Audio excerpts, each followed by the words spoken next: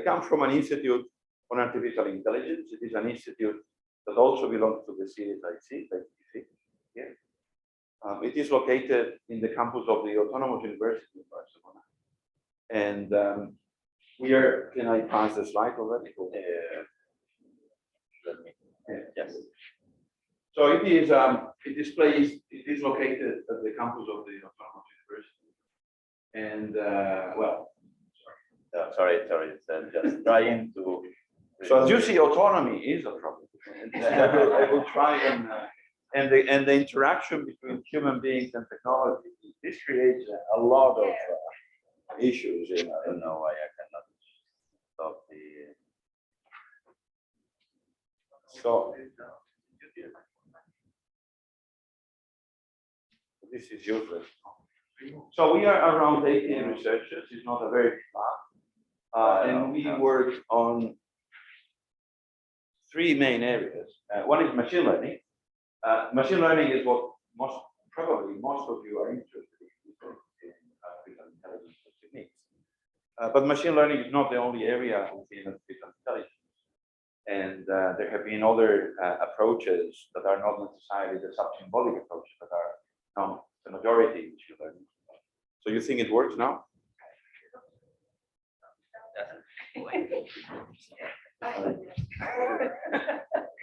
So we have a group of machine learning. Now it's oh yeah, now it's started. Okay, good. So we have a group of machine learning. We also have a group on multi-agent systems, which is studying this idea of the interaction between humans and human technology and the coordination of those entities, I would say.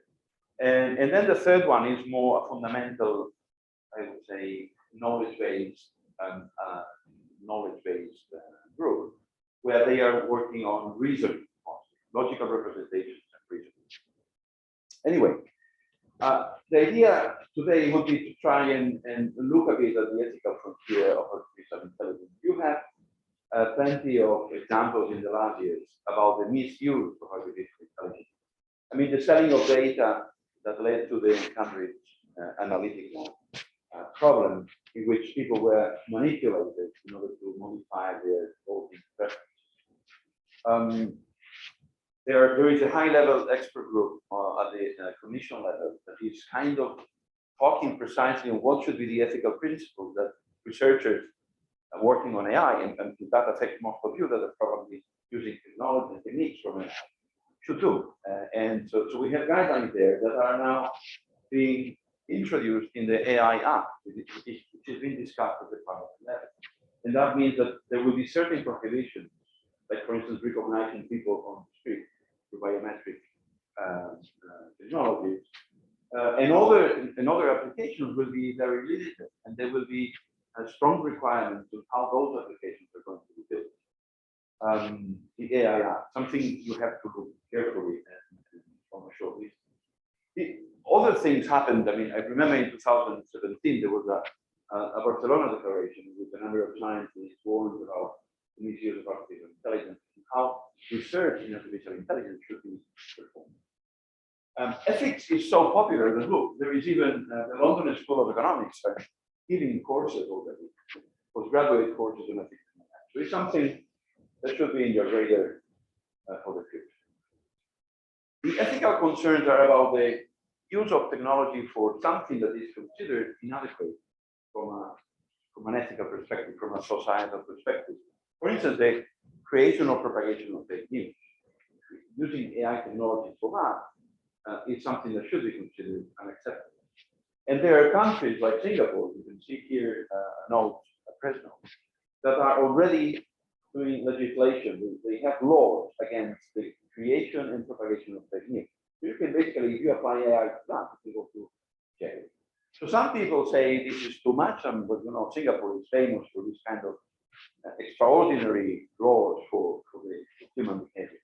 But although this is for big problems, it is not just for these big problems. The question is that humans should have a much closer control on how technology is used, because that affects their daily life. Here is an example that happened a few years back. There was an application on YouTube Kids, in which kids could access a number of videos. The parents wanted control over what kids could see or could not see. But YouTube was simply ignoring those complaints. It was a very long battle until the parents managed YouTube to change their policies and accepted parental control. So in the end, parental control was allowed in YouTube Kids. So it is not maybe the big thing about fake news, but it's something to protect your kids about certain information you don't want them to get access to. So it is basic features of technology and functionality that we are also interested in. Now, can we put humans in control? So that's the first thing we should ask ourselves, because sometimes we are very worried when applying at the need of problem, looking into the results, and we don't look much into the notion of having users of the technology. Maybe the applications you are doing in an institute like FIG, which is the final technology to analyze data, maybe it's not that important in principle, but in general, in AI, it is very important to see whether we can somehow put humans in control of the technology, not just in the loop, it's in control, which is a very different concept. And the question I will put you, should we? So if we are engineers, should we put humans in control of how the technology is going to do? And this is a fundamental question, because we can ask ourselves, are we moral? So are humans moral? Is our behavior moral? And I will put you an example. Well, now if they don't appear, because in the usual something happens with the link, but anyway. What are the, I will put you an example, the example of the psychopaths. So psychopaths are people that enjoy the suffering of others. They have no sensibility about the signs of physical pain. So if you're suffering with their heartbeat, it's very tough. They don't have any fear about punishment. They like instrumental violence. They don't have any remorse, guilt, shame. So you could say, well, these are very strange people. It's 3% of the population. So it's not just something minor. And you have a few examples here. You have Pol Pot in Cambodia. Look at the history of what the guy did. Leopold II in Belgium that massacred people in Congo. I mean, just Goebbels. This guy, very near here, Torquemada, the head of the Inquisition. All these guys are prototypical psychopaths. And so the question is whether these guys should have any say on anything. And as you know, all these are examples of these moral dilemmas that you could imagine. The typical trolley thing. I just throw something with my house. So the typical trolley, you decide whether you move the trolley in one direction or another, and then you kill one person or you kill five. I mean, this kind of thing. I especially like this one. This one is a guy that goes to the hospital, but he's a malade imaginaire. So he's a guy that actually is very healthy. So he's annoying the nurses and the doctors. This nurse is thinking, there are 5 people in the next room that need a transplant. Okay? Without a transplant, they will die in the next 24 hours. This guy is very healthy. This guy's organs to save the others is killed. Now the question is, should you kill this person in order to save the other part? So how many people here would say, I would kill the person, save the other?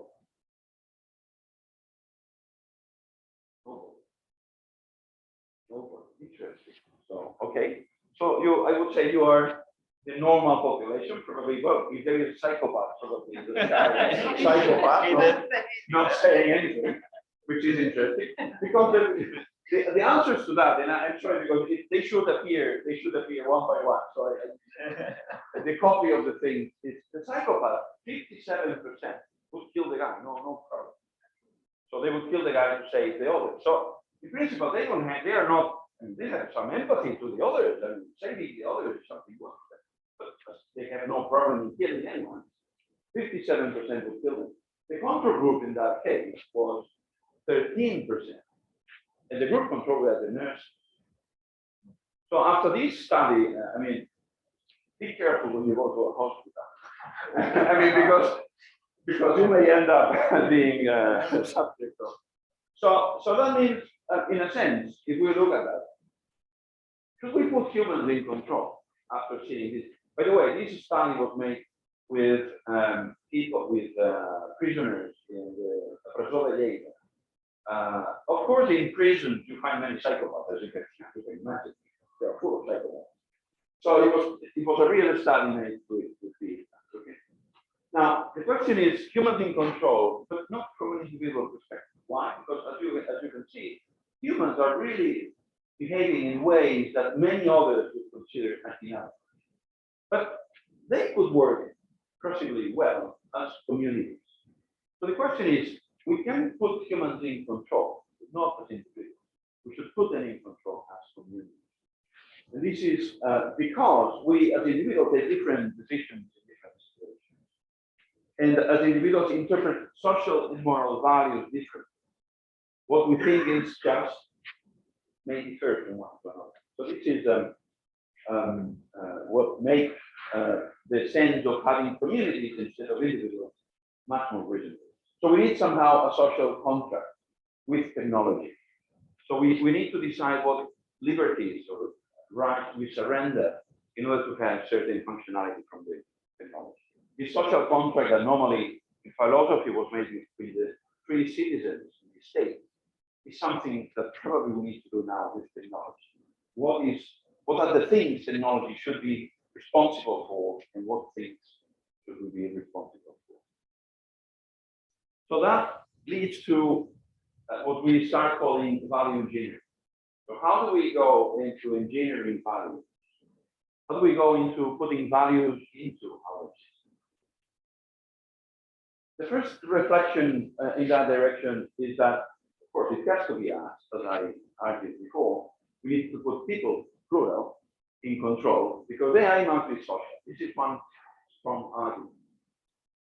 How will artificial intelligence be in the next decade or couple of decades? There will be billions of AI systems that will be interacting among themselves and will be interacting with us. And you have already many examples. These are simulations. This is a real thing. Simulations done by, for instance, by the group of Peterstone, in which you have autonomous car crossing through streets. Okay. Now there, of course, these guys need to coordinate themselves.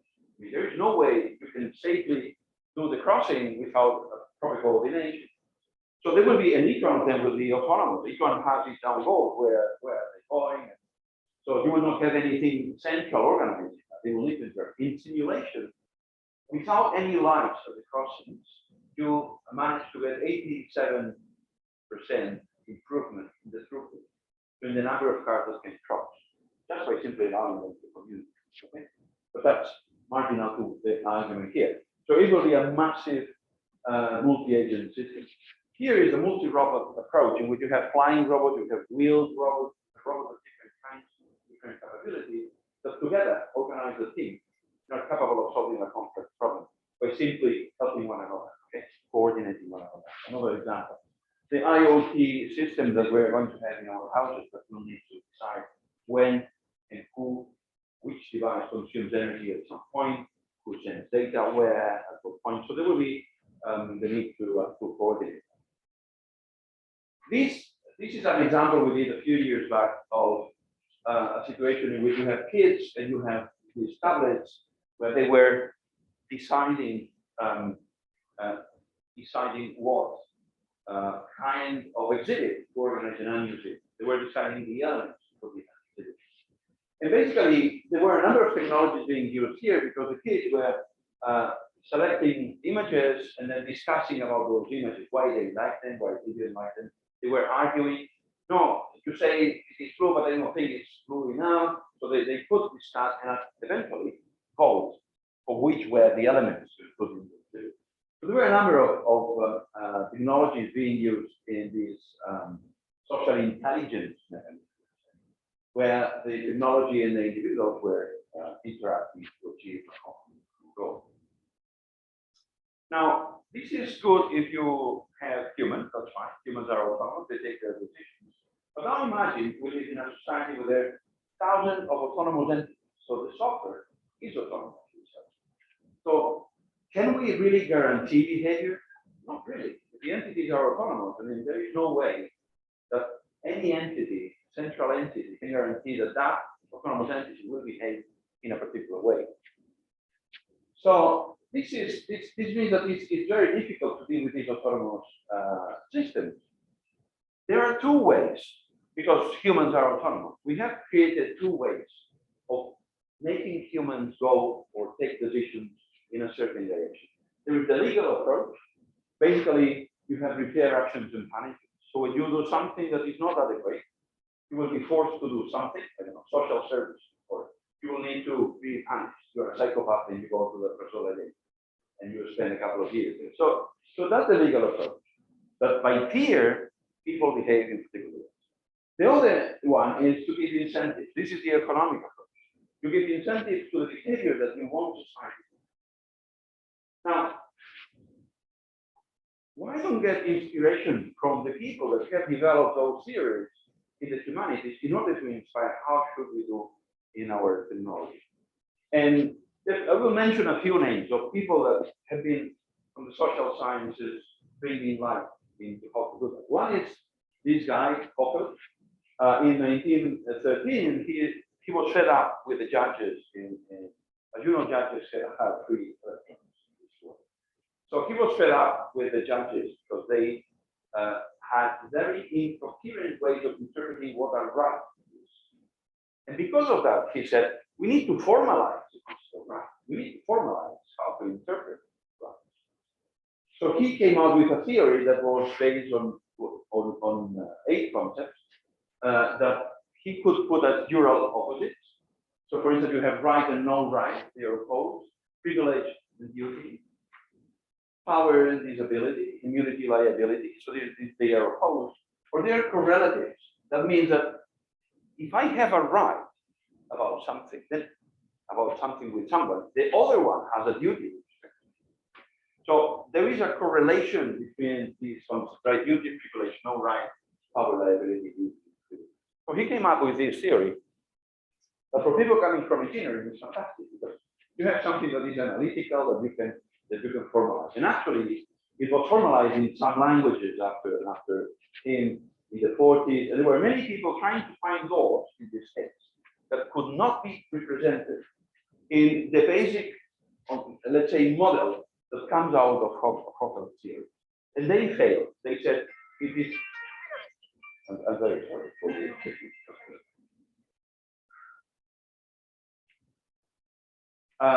So it was a formal representation based on the ontic operators.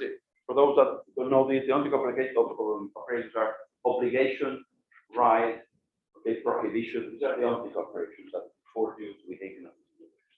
The notion of power, who has power over whom, multi-agency. This is a very interesting notion because for him, rights were a binary relationship.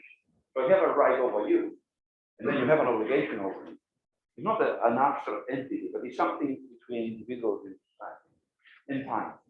So with this concept and this formalization, Hoppe is a way to represent the legal approaches to behavior. One question on this approach of Hoppe is Hoppe logic, there is a possibility for what is right or wrong evolve with time. Because it is absolutely. The thing is that with his language, you basically represent what is the meaning of right. You could change that. But how do you change that? And here it is that connects, it's a good question, it connects with the next one, with Douglas North's work, which is about institutions. An institution is nothing other than a human devised construct that basically structures political, economic, and social interactions. So actually the behavior of humans are normally put within institutions. For instance, law is an institution. For instance, a market is an institution. And these institutions have certain, the way people behave within them is regulated by constraints, by rules, by norms.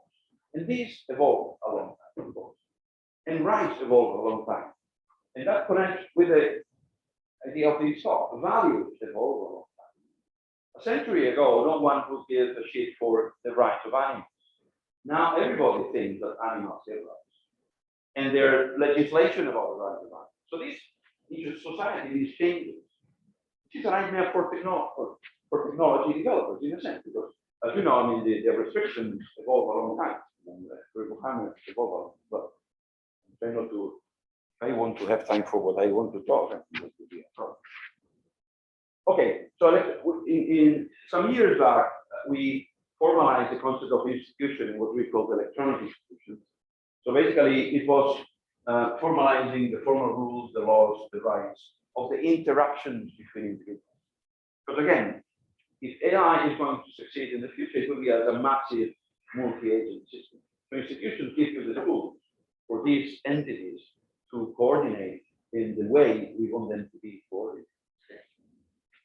Okay, so these have been used, there have been tools being developed, but I will not go into details. In the, like 10 years ago, it has been used, for instance, to enact simulations of past cultures.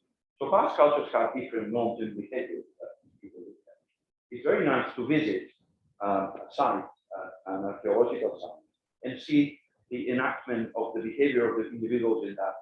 So by representing these norms, you could see those cultures be animated.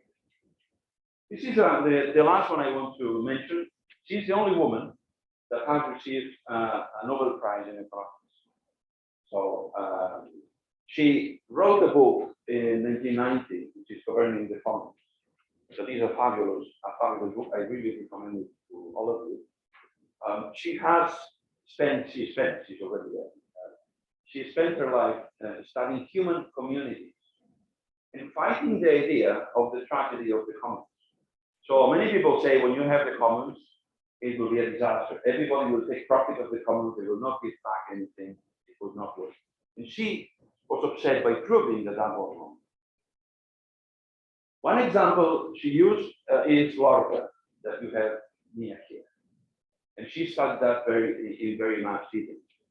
So as back in time as in the 15th century, where certain irrigators in the region south of Valencia, and also in the Turia River, but in the area of Alacant, that met in order to determine a set of regulations for their community.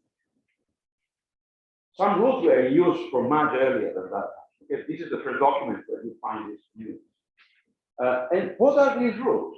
Rules talk about maintenance. Who cleans the canals for the water? And fines. I mean, what happens if you do something that is not allowed?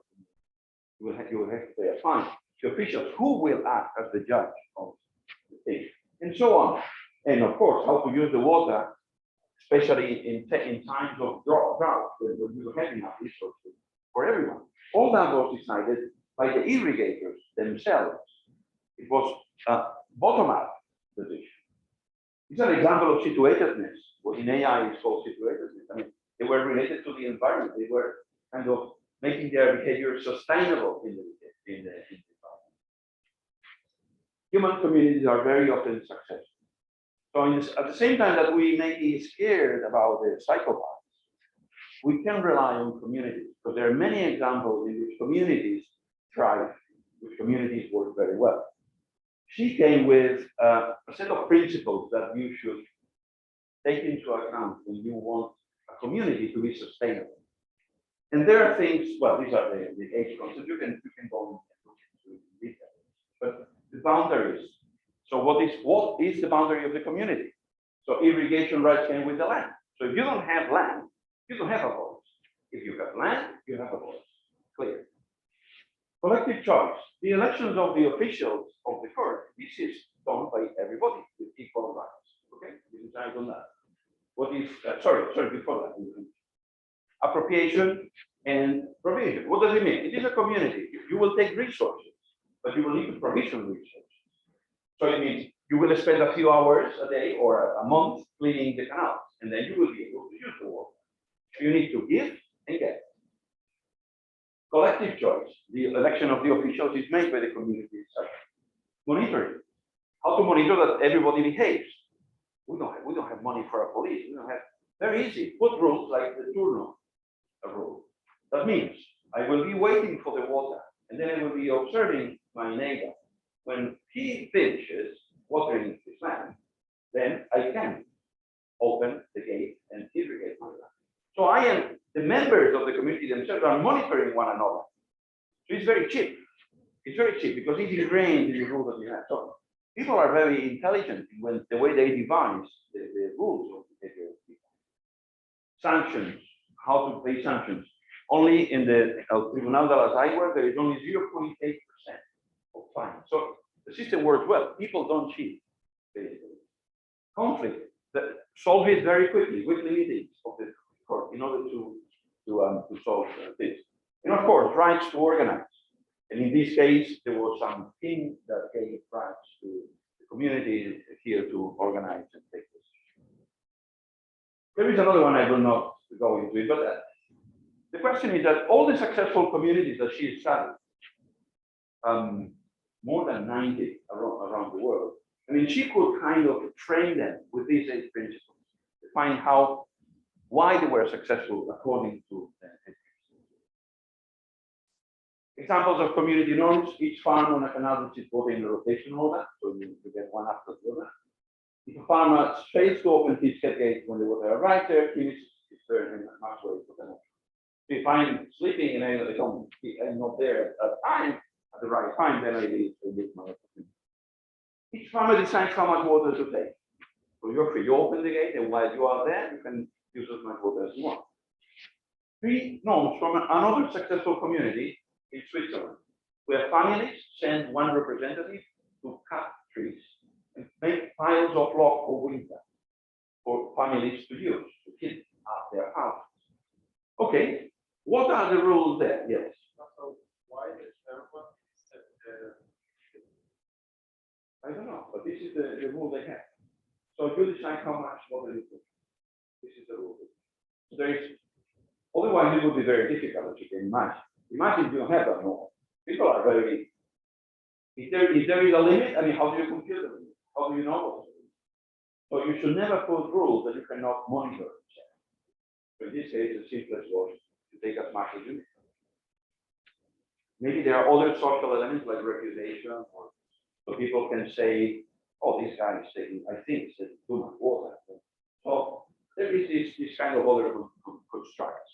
But in terms of norms, as much as you want. The households to receive timber form teams and equally divide the work. So you just go and work together in equal form teams. Workers will make equally sized piles of log. So it's up to everybody to make equal. So you will say that all of them are equal. Why? Because there is a lottery determining which one are you going to get home. So if you don't know which one of the log piles is going to be yours, then of course you have no incentive in cheating and making one bigger than the other. On the contrary, you want it to be as equal as possible. Very simple rules that make the community be successful. Now, the question here is, how are norms created? I mean, of course, here humans are creating norms, but we want to do engineering about things. So how are they created? And how do they relate to humans' shared values? So this is what I think we can start doing something about. And I will show you 2 examples, and then I will show you a bit of an approach in order to deal with this. The first one, yes, is a situation in which it's about tagging. I don't know if this is very interesting, but you cannot read anything. I'm very sorry about this. The guys at home probably, yeah. Someone may say, we have imagine an application to share photos, okay? And at some point there is Anna that says, I don't want that anyone can tag anyone else in a photo. So imagine you are working in an application in which anyone can tag anyone. Anna says, I don't like that. I don't want that to happen. The other one, me too, my photos page is cluttered. You can go later. I suggest to disable tagging. I think disabling tagging is too strict. What about restricting who can tag? Maybe the owner of the photo, and so on. Voting.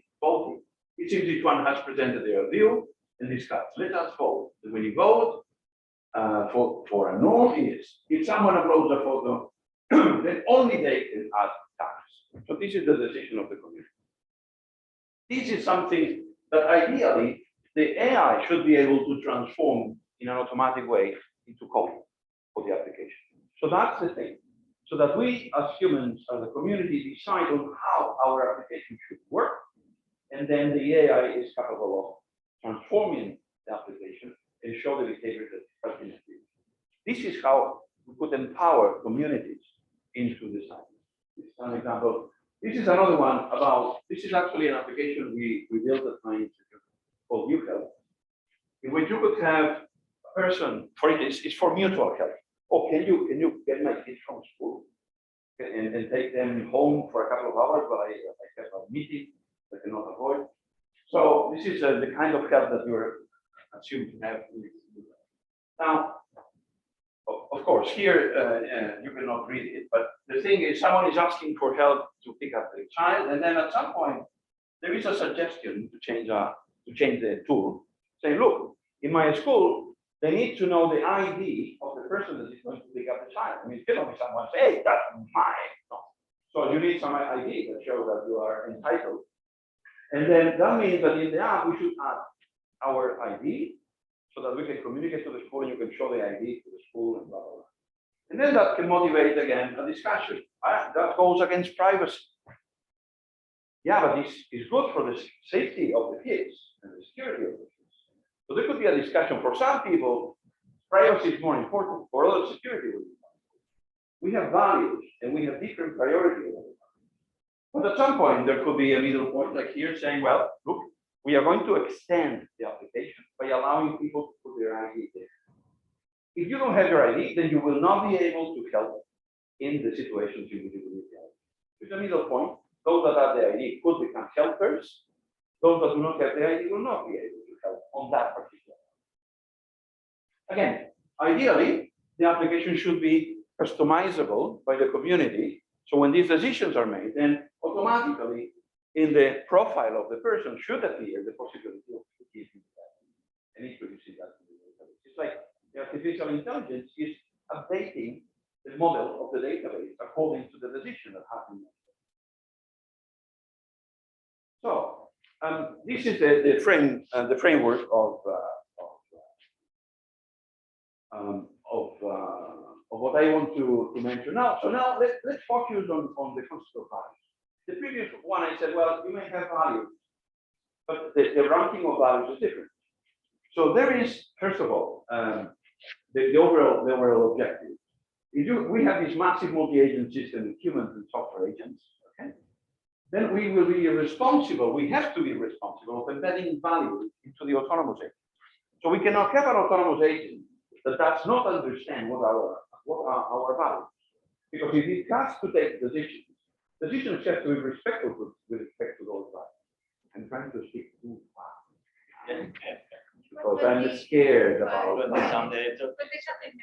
Okay, yeah. We are relaxed. You are relaxed, okay, very good. Okay. Okay, so in a sense, programmers need to turn values into code.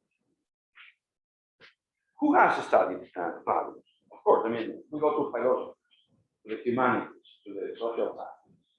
One of the most accepted theories about values was proposed by Schwartz. This guy said, similarly to Elinor Rosa, he studied human societies across the globe. And he came to the conclusion that there are some universal values that are shared by all cultures. Okay? This is one thing, one basic principle. Actually, he gives a list of them, and this is under discussion. But he said values are shared by all communities, which probably brings the neuroscientists to think that this is something that comes with our genes and our brain, and the hardwiring of our brain. There are these values. The other thing that Schwartz says fundamentally is that there are priorities over those values. So different cultures have different priorities over those values. The values are shared, but which one is more important? That's different. Okay. What he says is that there is a triangle in values, saying that values are grounded into persistent goals.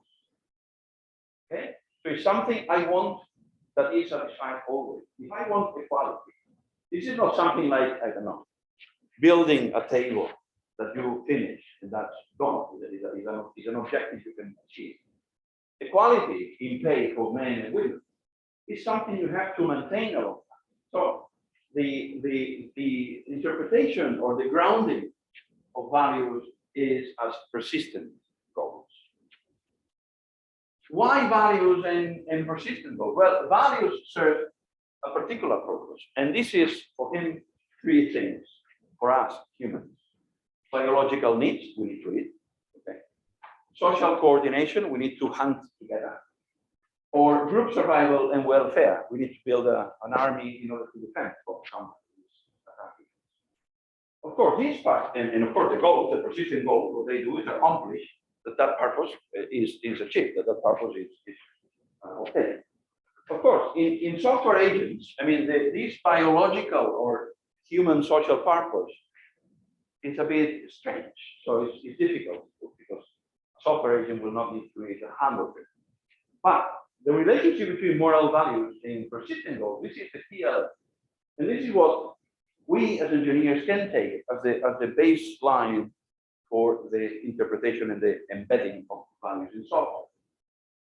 So these motivational goals, persistent goals, basically are proxies for values. So we will not embed values, but we will embed these persistent goals in the system. And this is how values manifest in the real and in the virtual world, is by achieving these goals that we see, oh, our values are satisfied, are respected. They depend on, of course, and they evaluate the state of affairs and analyze the history of questions. If we look at the state of the world and we see that women earn 15% less than men for the same work, we say, well, this value is not being respected. So something has to be done about it. And then you can analyze the history of actions, whether the actions taken in the past really led to an improvement of that situation or not. So it's the light that guides the action. And as we said, this is essential because if we have autonomous systems, we need to have lighthouses for these autonomous systems to understand what they should do in order to respect and achieve our persistent goals. They have a permanent status, their persistent goals. And the value hierarchy that Schwartz says, we as society says, can be transformed into a goal hierarchy. And then you can have priorities. So which goal to achieve, when you have a conflicting situation, which goal you should make prevalent over here. So once values are turned into permanent goals, then the autonomous agent can evaluate the state of the world. Okay. And the human designer basically is in charge of grounding. So it's giving the meaning of values. So this is the role of humans in the design of the system. It's telling the system this value is related to that particular persistent or that group of persistent. Now, once we have that, we as engineers, as AI researchers, we have a handle on how to deal with that. Because we can use something that has been used for a long time in AI, which is the sense of normative systems, the use of norms. So far, it has been very theoretical and basically restricted to people doing logic, but it's becoming more mainstream for people that are building actual systems. And basically, a norm is the do's and don'ts or the actions that an agent can do, under what circumstances an action can be done or cannot be done, and with what effects. So norms are, in the end, the main value-promoting mechanism. So from goals to persistent, to norms. So values are grounded as norms. Norms evaluate the outcomes of situations. Norms that, of course, promote certain values and values legitimize the norms, steer towards certain outcomes. This is the thing. So when we make this relationship between values and norms, then what we do, what we want is that these norms make the system evolve towards outcomes that are better for the goals, that are the meaning of values. So this is the virtuous triangle between values, goals, and norms. This is the only equation that you will see in the slides. So you can then say what is the level of alignment between a set of norms and a value. By alignment, you could intuitively think how well, how coherent are they one to another.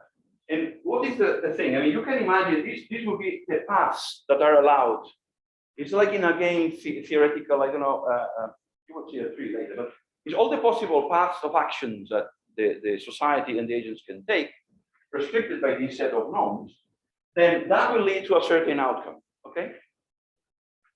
And you will have a function, these persistent goals, that evaluate that. And that will tell you how good or how bad is that situation. And what we want to do is basically compute the expectation of that, because it will be a probabilistic thing, because there will be choice points for the agents and the humans. Norms will not restrict everybody to a single path of action. We will limit things, but there will be choice points. That's why we have an expectation. And this is the level of alignment. So how good is going to be the state if we apply this set of norms? How much will we improve? That means that we can then apply optimization techniques over this alignment. And that leads to the idea that AI can try and find the best possible norms. So we can have a methodology that allows the systems to find the best possible software respecting the values that we embed in the system by defining their meaning. Okay, I guess I'm making my point. So the first thing that you should do is define the variable that determine the state, as we do in all systems, always. So what are the measurable variables you have over the system? Then you define the parametric norms. This is the work we have been doing now. Parametric norms that regulate the transition. Parametric norms is a certain rule where there are parameters that you can manipulate to be bigger or smaller. You will see an example in a few seconds. Then you also define the set of values of interest, as I said. I mean, which are the values we're going to have? And that means the evaluation function over the states that will tell us how good a state is. You apply an optimization algorithm to find the parameters that maximize alignment. Many of you are working on deep learning and these things. It's about setting and finding the optimal parameters of a model. Okay, this is exactly the same thing. You could use different techniques for that. It could be just a classical optimization technique, but you could think of, if you have data about that, you could think about all the methods using neural networks. Then something you can do is once you have the optimal set of norms, you can analyze that set of norms and see, for instance, how important is each one of the norms in order to contribute to the achievement of the value, or whether there is value compatibility. Because now, as you can imagine, there are conflicts. I will show you some numbers now for that. I mean, maybe fighting for this value makes the other value going down, because values are not all coherent. We don't live in Wonderland. I mean, so values are complicated. And then you can iterate. You can go to the parametric norms, and you could maybe change the norms, add a new norm with another set of parameters, and then iterate.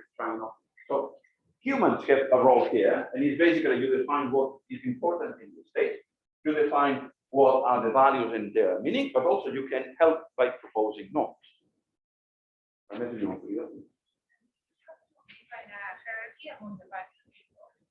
Yes, there is a level of importance. I will, in this example, maybe you cannot see much, but I will try. So this is an example of a situation, a social situation in which we have a taxing system. I will try and finish very quickly. So you have tax collected. You divide the population in 5. I'm sorry, this is very small. I mean, you have 5 sectors of the population according to their wealth, how much money they have, or how much money they earn. Okay. And then you have a norm that says how much should each agent pay. So this should pop up later. Sorry, all the animations were lost by this. So how much should each agent pay? How to redistribute? When you collect the taxes, why governments collect taxes? Because they give them back in services or in other ways to people. How often should evaders be detected? Which means how much money do I put in police that goes after people? And how much to find evaders when detected? Okay? These are the norms that are parametric. They need certain values to be applied. This is what the parliament do, the policies, the laws that determine these points. There are big discussions about these elements in parliament. Okay. Now, equality. We ground equality as the Gini measure. Now we decided, maybe many of you know what the Gini measure is, but it's a measure that determines, you take randomly 2 people from the population, what's the difference in salary or in wealth of that population. You sample, and then you get a distribution that will tell you, well, you have a distribution, you sample it, and you will have a number that determines how equalitarian is your society. Denmark is at the top. We are in position 30 in the planet, the United States in position 100, and other countries below that, okay? Now, if you optimize for that, the first thing is that the optimization, the alignment value, that value you optimize for, will be between 0 and 1. So you can reach a pretty good situation, 0.95. And these are the parameters that are important for that. You see, I mean, it's the middle class is being screwed here a bit more than the others, and the money is distributed more or less equalitarian, but less to the rich. The catch probability should be high, relatively high, and the fine should be 61% of what people have cheated. Okay, this is one set of parameters. Fairness. How do we define fairness? Basically, we define fairness here by this kind of a revenge method. So you want that the cheaters should become the poorest of society. Okay? So you're a cheater, then you should be at the bottom of society. It's kind of a revenge kind of fairness method. Okay, here the situation of the collection to the poor is very small, but the catch is more or less equal. There is a much bigger taxes here. Well, these parameters sometimes are a bit difficult to interpret. Anyway, any case, it's 93%, so it's a good model that guarantees that fairness. Aggregation, both things at the same time. Here, aggregation is the product, like the Nash product, because we want both of them to be equally important in this. What you were saying, it could be a linear approximation with weights. In this case, it's just both are equally important. You cannot go beyond 66% with these parameters. What does it mean? With this kind of norms, you cannot go beyond that. I mean, if you would like to make both things at the same time, maybe you could change the norms. But maybe there is something intrinsic in the meaning you're giving to the values that will make it impossible to find norms that could go beyond 30%. Once you have that, then you can, as I said, you can analyze the Shapley value. What is the Shapley value? So Shapley is an economic element applied in economics. Sorry, in which, for instance, when you create a coalition, then each one of the coalition will get some revenue. How do you split that revenue among the members of the coalition? And that depends on how much do I bring. So people say, well, if I were not in this coalition, it would be much worse. So we could measure how much of the revenue we get is due to mindset. Okay, this is how it's defined in economics. Here we have a similar model. We have a baseline, and then which is one of the norms with equal, for instance, collection of taxes, the same taxes to everyone. We consider that as the baseline, and then the evolution of the norms or the selection of an optimal norm will give different percentages to the different sections of the population. Anyway, for equality, the most important one is the collection of taxes, and not really finding the cheaters. For instance, here, you see, it's much more important for fairness to collect taxes from cheaters than actually collecting from everyone. And this is even more obvious that the collection of taxes is really not relevant when you're talking about the aggregation. So this gives you hints about how these norms affect the overall. Another thing you can do is you can optimize for one value and then see how the other values are respected with the optimal set of norms you have found. And for instance, promoting fairness leads to equality. Maybe it's an equality in which everybody is poorer than they could be. But fairness leads to equality, but not the other way around. So if you optimize for equality, then you will not guarantee fairness. Again, this analysis of the norms that you could make could lead you to decide what to do next. Okay, that means iterate from 2 and define a new norm, add extra parameters. This is what the legislators normally tend to do in this particular example. But for any example, and this methodology could be used. Now, the other possibility is that the agents handle norms. So in the sense that the norm that we are going to optimize could be explored by the system. So you could decide which norm to add and see whether that norm being added generates a better solution. Okay, so I will not go much into this part. I wanted to show you just one slide here, and I conclude. Okay, so the thing is, when you have a set of norms, basically what you're defining is a game. The norms define you, like in game theory, the structure of a game, what people can do in which order, and so on. So if you have paths to certain outcomes, then you can see at the end how the values are respected, up to which point the values are respected. As we saw in the previous slide, you can analyze, okay, this is respected up to here, and the other one up to there. And if you have a certain priority over values you were mentioning before, you have a certain, well, these values are much more important than those two, and you can compare what you reach with what actually happens as your desire to have those values. And then you can analyze. This is an example taken from Elinor Ostrom. It's a community of fishermen in Indonesia. And basically, these are, this is the structure of the game. And a norm, the norm is the first fisherman that gets to a place to fish is the one that has the right to fish there. Okay? So first in time, first in right. This is the norm. That means a change in the, you will not see the details, but you see that the trees are different. That changes the structure of the game. And by changing the structure of the game, the outcomes will be different, and then the alignment can be better or worse. This is another norm saying first to announce, first to right. So before leaving harbor, I say I will go to that spot, and I'm the one saying it, then I have the right to go to that spot.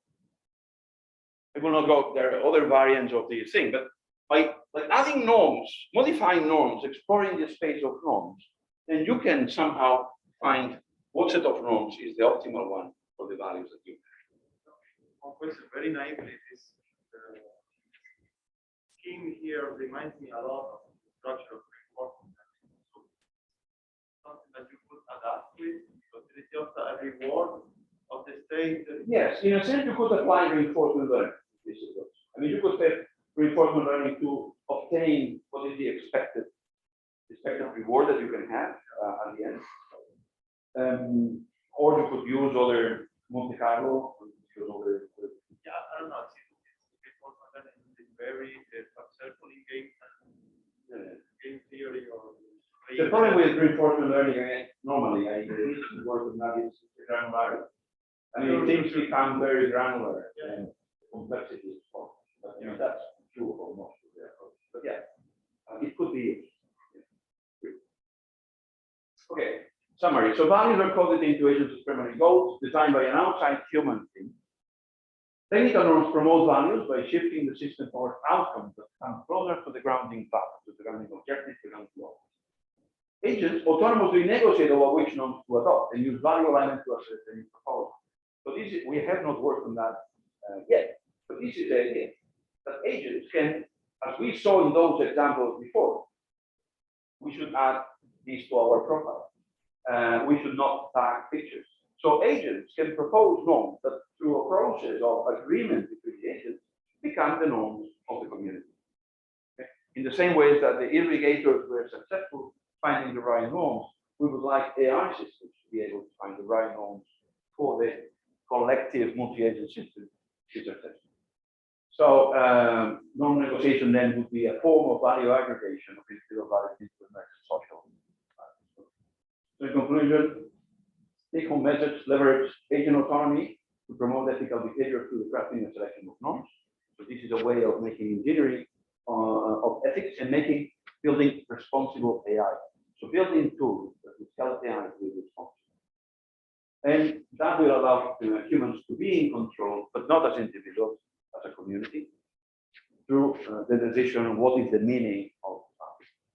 So we think this is a research program that is, I will just go, is a research program for the multi-agent systems community and for the AI community in general that has a huge amount of open questions to be worked upon. I mean, like you can define the few. When are two values similar? How do you define the similarity in value? How do you extract a normative position from text? That's a challenge for natural language. I express something in natural language, but do I transform that in something a la Hoffel, something in a formal language that can be then automated? How to assess the impact of a normative change? Well, here we gave a few things, but there could be other possibilities. When we change a norm, how do we assess how good that would be? Is reinforcement learning enough to simulate and see, or we need other techniques? We need to involve humans, do we need to do experiments with humans? How to learn norms from behavior? You see humans doing things. Can you say, oh my God, there is a norm here? So there are some restrictions people are respecting that are not explicit. Is it good to explicit that? And many others, questions. So I think this is a general research program for the multi-agent system. And I will stop here. Before that, till Monday, we are looking for a PhD student working on things related to this, and this is until Tuesday. So if anyone here would like to come and work with us, talk to me. And thank you very much for the invitation.